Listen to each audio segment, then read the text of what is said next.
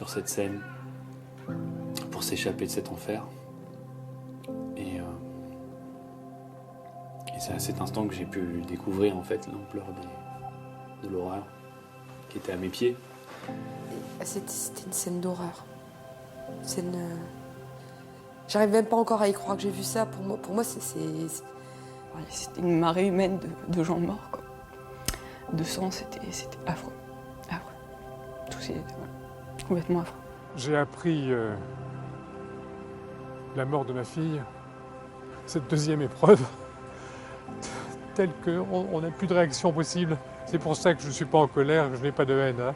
Mais on se sent secoué, démuni et complètement vidé. Nous ne pouvons trouver d'excuses ou de justification à la barbarie. Mais prenons conscience que les monstres ne naissent pas, ils se fabriquent. Sur nos territoires, ils se fabriquent dans le rejet, l'exclusion, l'humiliation et l'abandon face au discours des extrémistes et fanatiques de tous bords. Ailleurs, ils se fabriquent dans le carnage, la destruction, le désespoir et sous les bombes de sanguinaires de tous bords. L'humanité est une et indivisible. Il n'y a aucune différence entre les pleurs d'une mère ayant perdu un fils dans le bombardement de l'hôpital de Kunduz par les forces de l'OTAN et ceux d'un père ayant perdu sa fille aller voir un concert au cœur de Paris.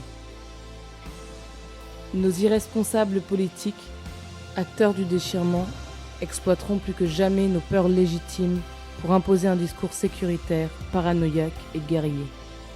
Mes amis, la seule manière de garantir un avenir humain est d'ouvrir plus que jamais nos cœurs et nos esprits. Tout le monde était vraiment extrêmement solidaire.